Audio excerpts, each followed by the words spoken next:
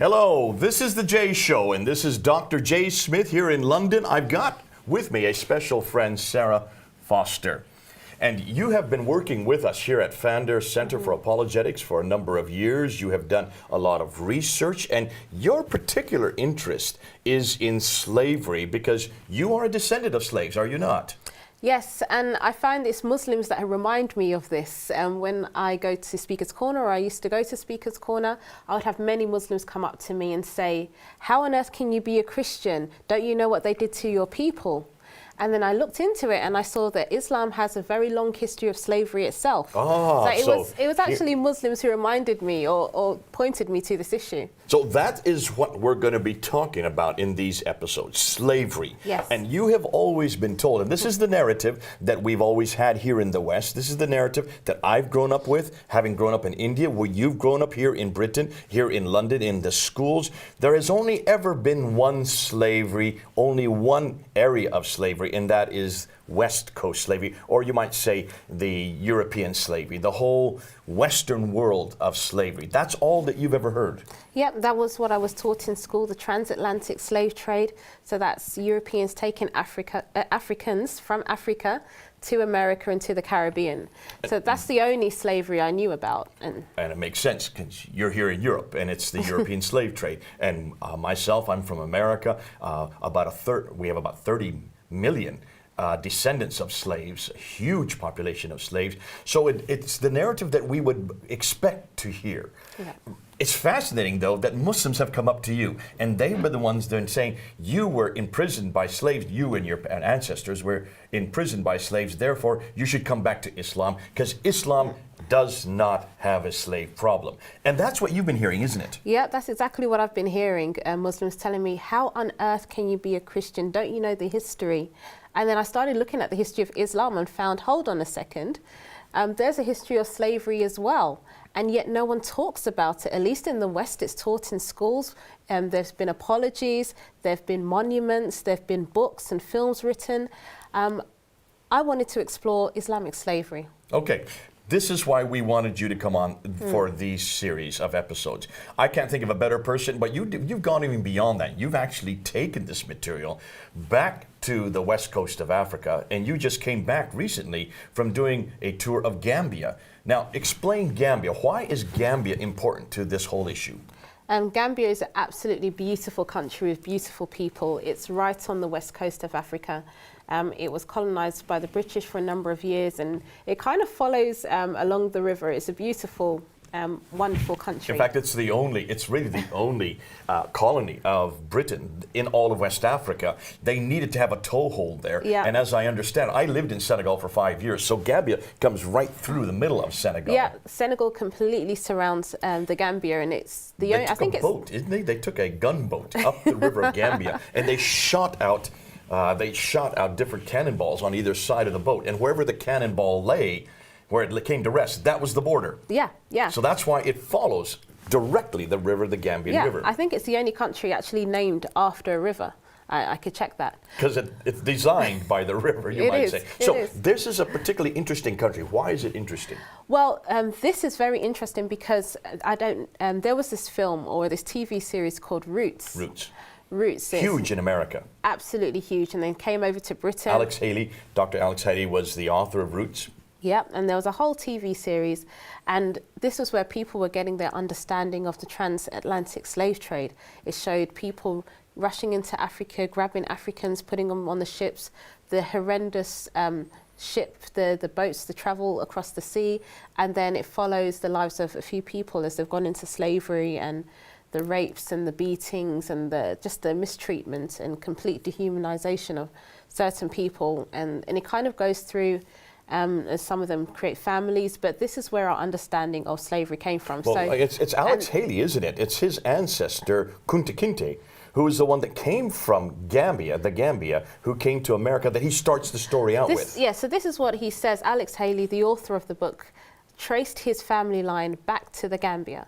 To a person called Kunta Kinte, and we follow this person, Kunta Kinte, from being taken from Africa to his travels in America and his time in America.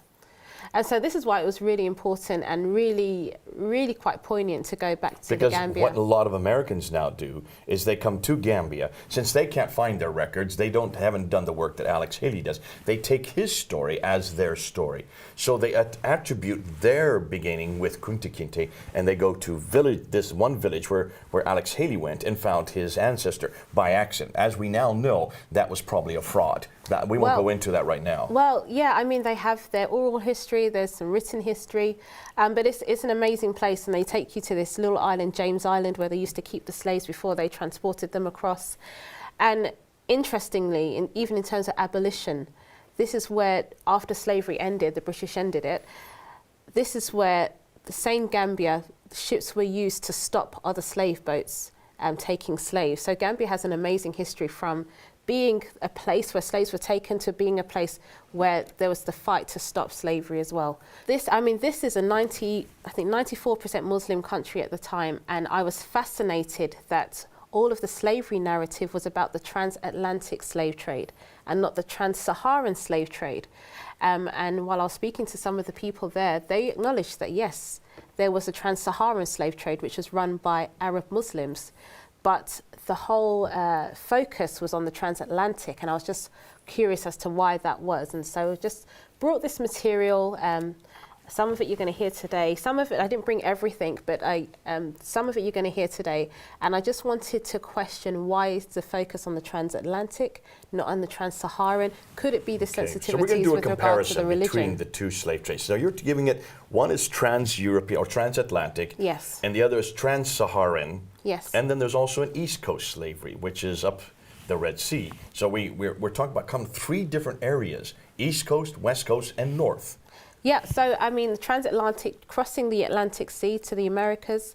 So that was the Western European slave trade. But I also wanted to look at, and we're going to go through it as we look at the topics, the slaves that went east to the Saharan, as Jay said, the slaves that went up into Europe. We're also going to look at the slaves that went further east into Asia. Okay, we're going to do some things. We're going to look at how closely linked, as you say, is the transatlantic to the trans-Saharan slave trade. We're going to ask that question. Then we're going to go into what roles did colorism have to play? Now, explain that, because this is the first time I've ever heard this, and you've kind of created this. This is something that you've come across almost by accident. What do you mean by colorism? Yeah, well, so as I was looking into the trans-Saharan slave trade, and we kind of knew, I mean, if you look at the transatlantic slave trade, the European slave trade, it was mainly black Africans that were taken, and there was connotations with regards to the color black. But this was also a feature in the trans-Saharan slave trade as well. And so we're going to follow how color became a very, very important part of the slave trade, and what in fact color means, how it shifted over the times to say somebody is white or somebody is black. Was that always the case? Was color always fixed like that, or was it more fluid? So this is some of the things we're looking at in colorism. Now this is, and you're going to unpack some stuff that's very explosive.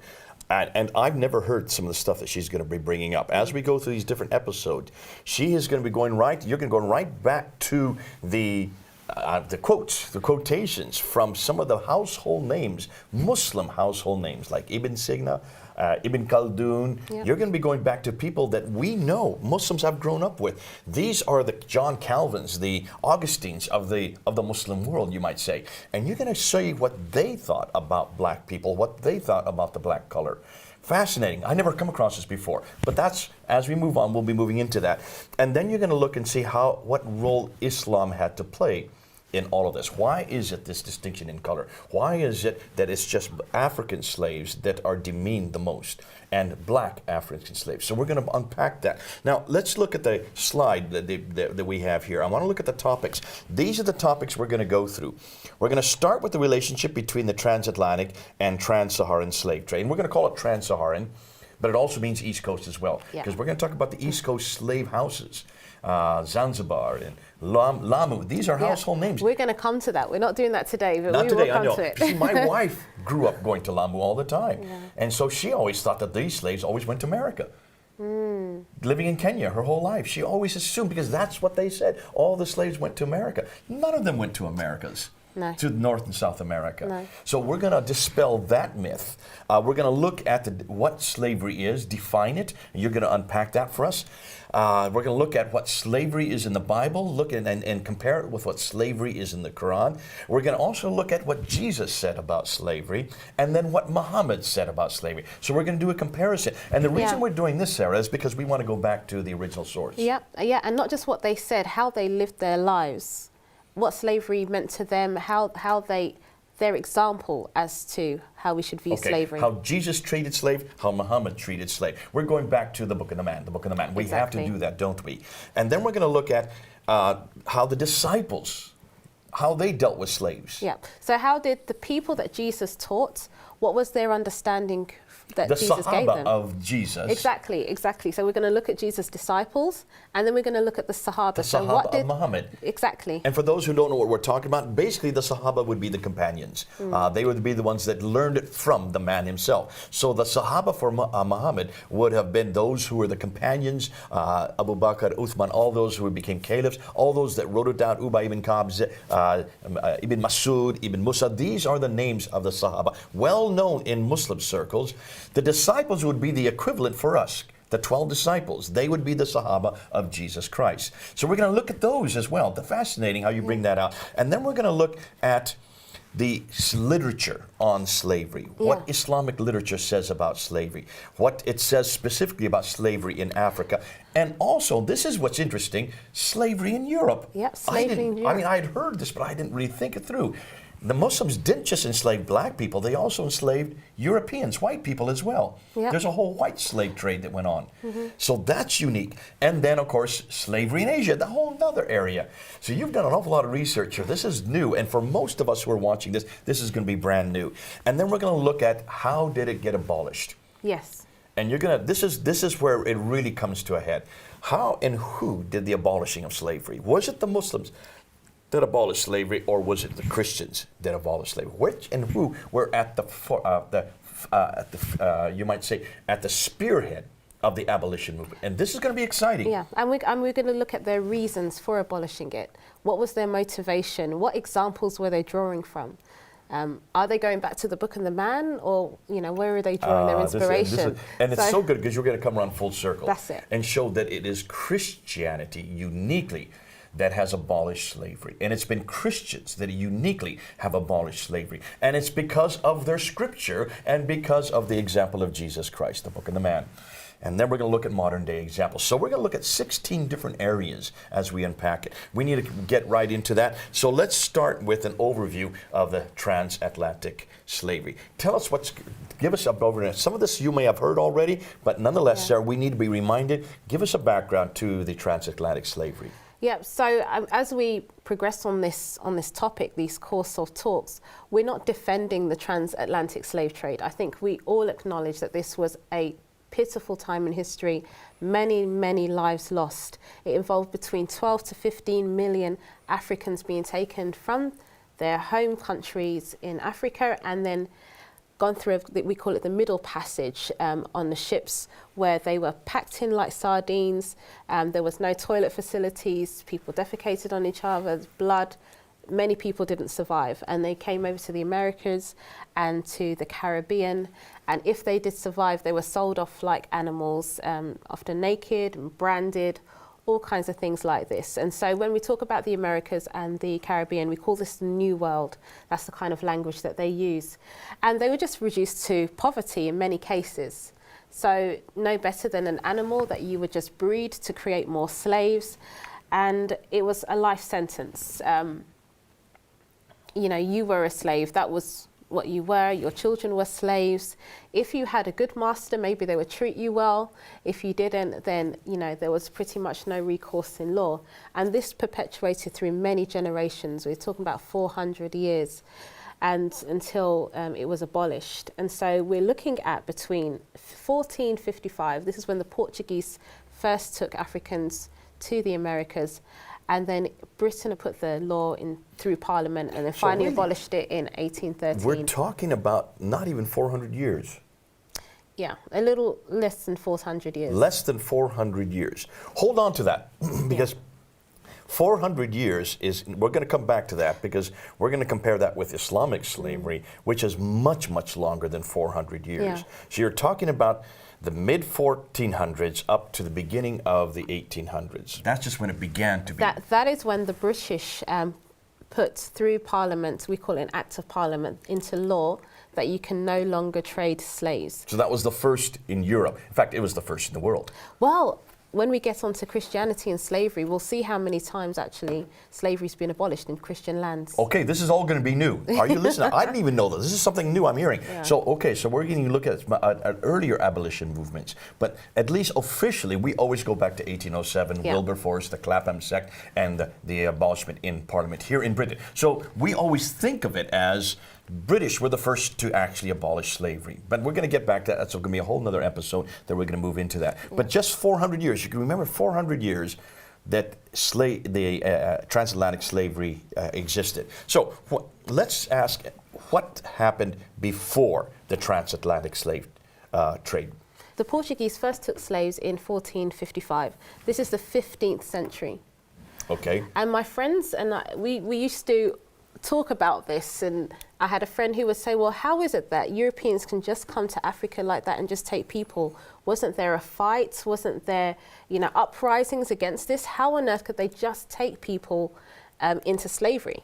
Was there something already in existence Well, there? this is what we found out, that there was already a system of slave trading, and it was run, in many cases, by Arab Muslims.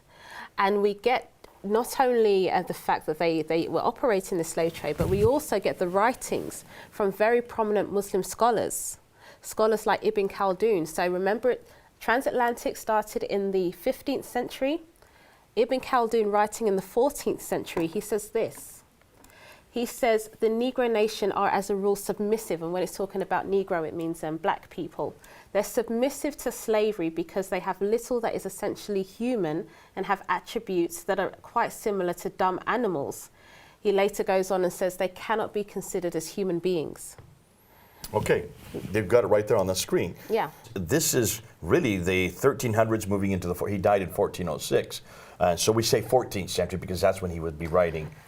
But look at the attitude. So this attitudes that we often hear from the transatlantic, that it was a completely a European racist system, of which exactly it was. But it didn't start there. We see something earlier in the Islamic slave trade. Can I give you a personal note on this? Go ahead. We lived in West Africa for 5 years, my wife and I, between 1986 and 1991.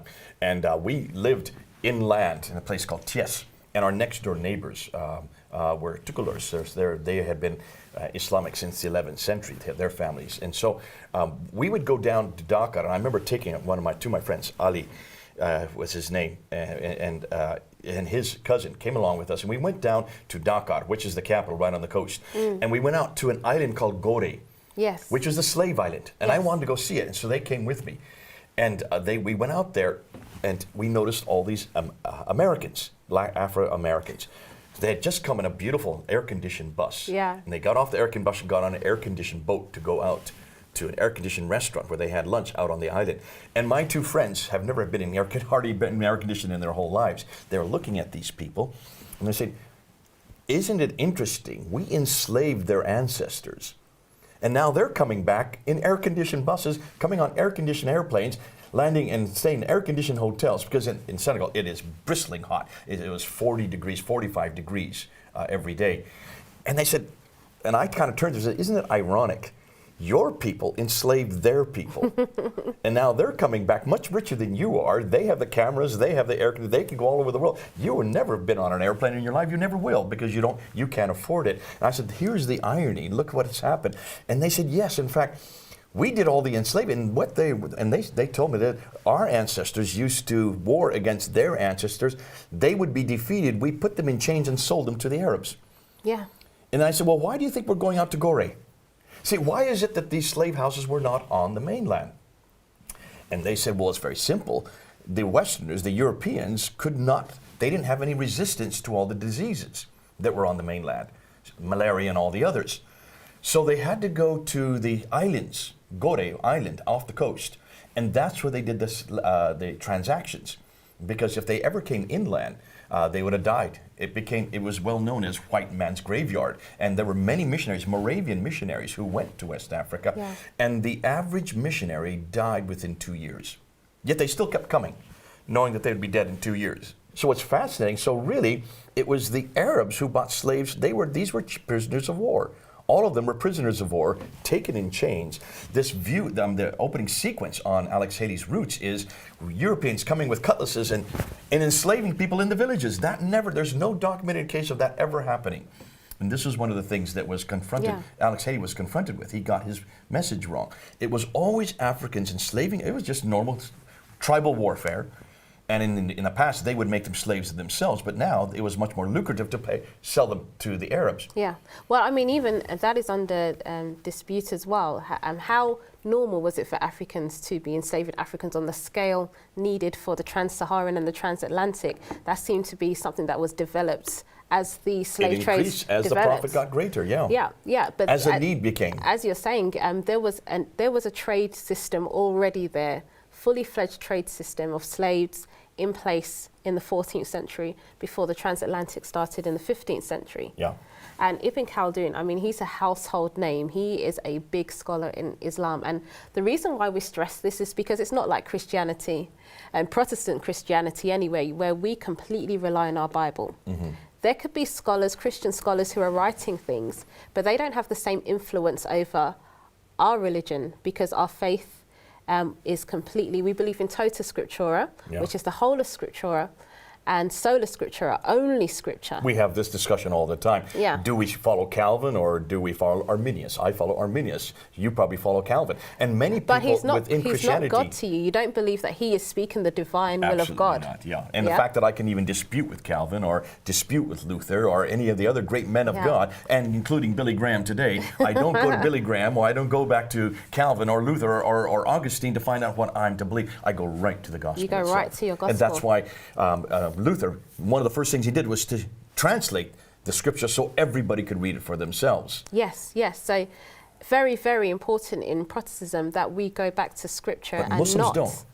This is a thing. So many of my Muslim friends, maybe they will talk about their elders or their imam, and they would rely on them a lot, and take the word of the scholars over sometimes even the word of the Quran. But even when you look at the Quran, it just doesn't make sense. We've said this many times. I mean, you try to read this book and you try to understand it, and as you go through it, it just jumps all over the place. There's nothing that flows. There's not any complete story except for one. And if it was just the Quran, that's one thing, but we have the Quran, we have the Hadith, we have the Sirah, we have the commentaries. You need an awful lot to help you to understand this book. Yeah. So you can understand why these men are important. Very, very important. So the words of the scholars in Islam is not the same as the words of the scholars in Christianity. Nothing again. When Ibn Khaldun so this is huge. Yeah, when Ibn Khaldun is saying black people cannot be considered as human beings, this is a big deal. Okay. This would be like the Pope saying it to Catholics. Yeah. Okay, let's go to another one. Let's go to the 13th century. So we're looking back from the transatlantic and we're going back century by century, and we're now in the 13th century looking at Al-Tusi. So he is a Shia Muslim scholar, and he was actually a Grand Ayatollah. And he says this about black people. He says the Negro... Grand Ayatollah would be like the Archbishop. Yeah. So he'd be like the Pope for the Sunni, for the Shiites at that time. You take his word very seriously if you're a Shia Muslim. The Negro does not differ from any animal in anything except the fact that his hands have been lifted off the earth.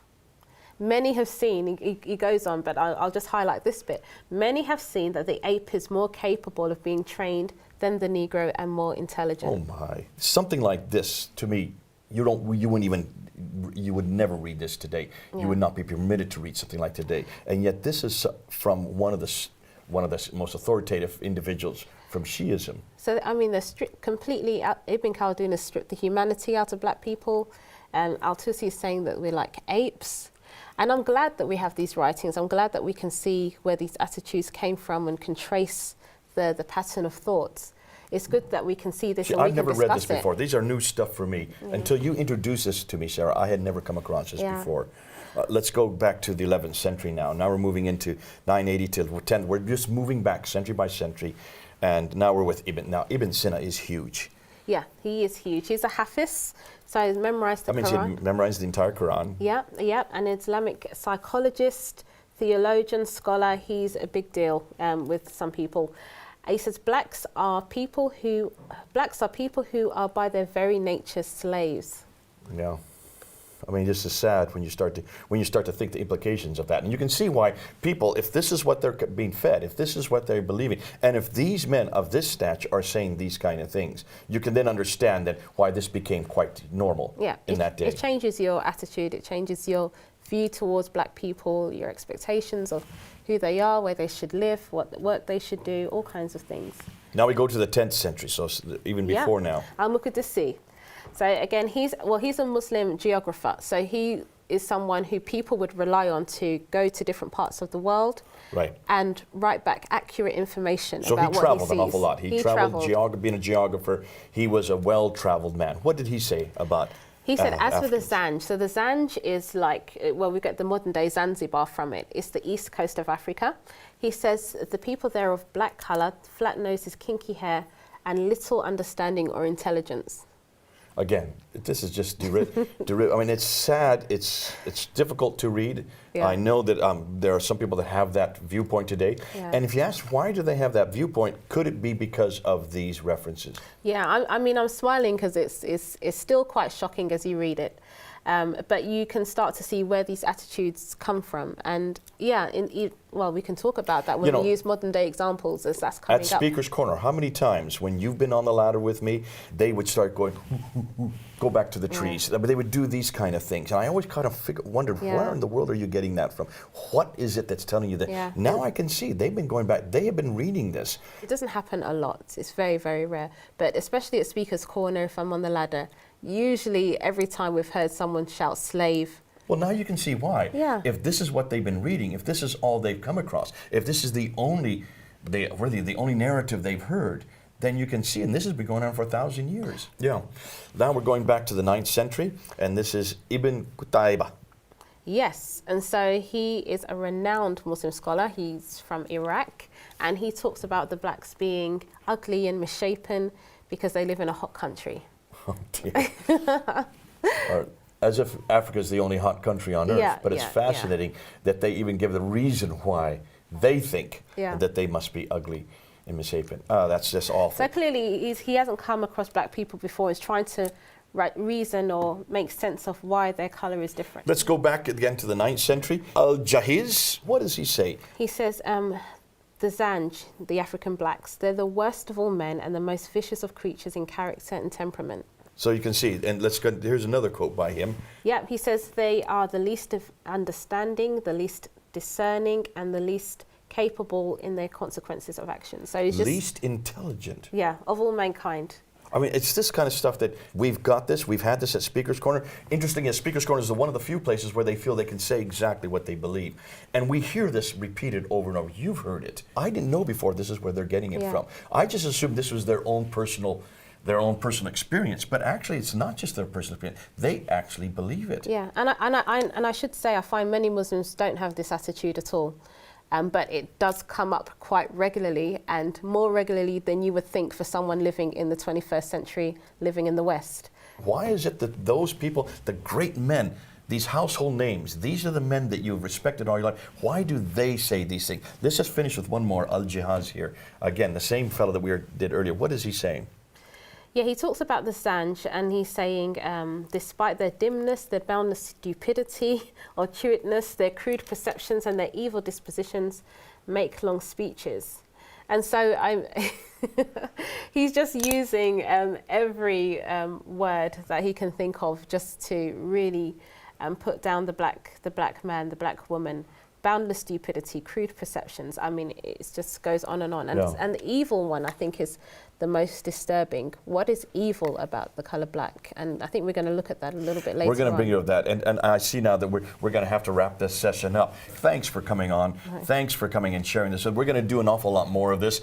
Come back with us. Stay with us. There's an awful lot more yet to learn. This is Jay then, here in London, over and out.